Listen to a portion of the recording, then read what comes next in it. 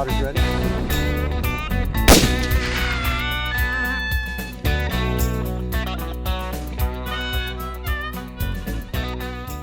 Dave, you've got a deer out there. It's a white steel deer at 400 yards.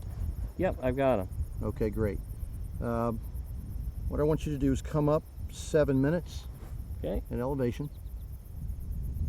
got it. And the wind is about 6. Give me 1.5 minutes left. Got it. All right, great. All right, spotter is ready. Spotter's ready. Shooter ready? Hold center. Send. Outstanding shot. Center mass.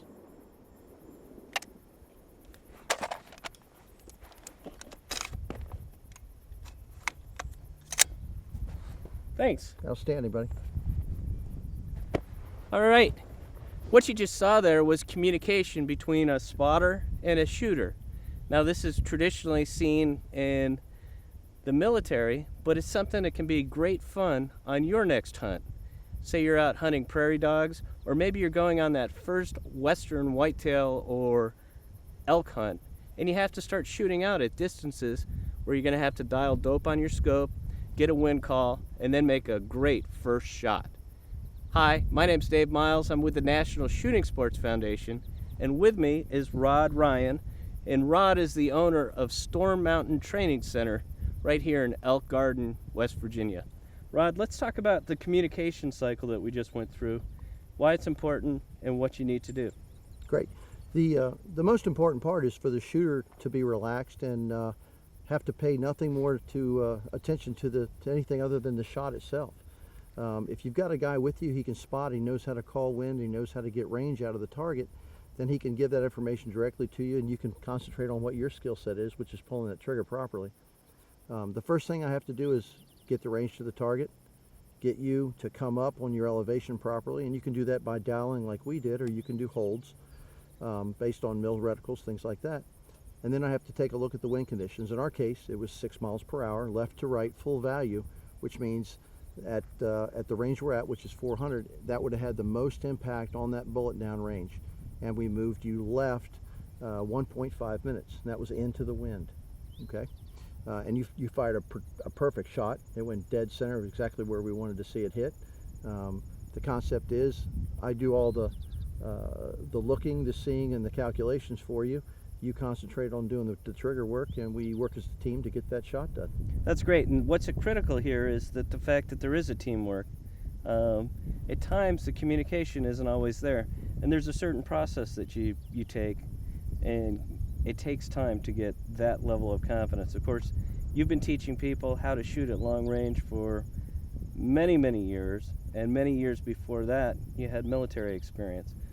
What we just got today and over the last 3 days was your long range course. Great fun to do, and I had to communicate with my friend Mike that works with me, and our communication wasn't always that great. So how do you improve that communication so that you always get the same situation we just had?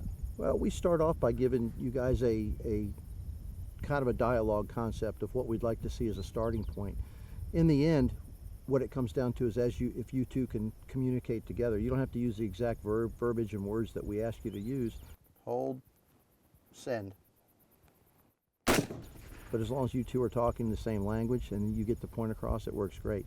For us, we identify the target, we identify the wind, we get that dialed onto the gun properly. You're applying all the fundamentals of marksmanship that you've been taught here and at the past, and I take a look at the wind conditions, and I let you know that I'm ready to go. I'm watching that animal. If you shoot and hit in our concept, that's great, but if you shoot and miss, since the recoil pulse of the firearm is hitting your shoulder pretty good, you're not going to be able to see where you missed the target. The spotter, in our case now, I'll be able to see exactly where you missed, so I'd have at least an idea of how many inches to the right or how many mils it is to the right, and give you a quick secondary call so you can get on that animal. The biggest thing is that if we are going to take that animal humanely, we need to get a proper kill done. How do you get that level of communication with your friends if somebody's interested? Well, we've got to get on the range and do it. You've got to practice. Excellent. There you have it. If you want to get good at working as a team, you got to head to the range as a team.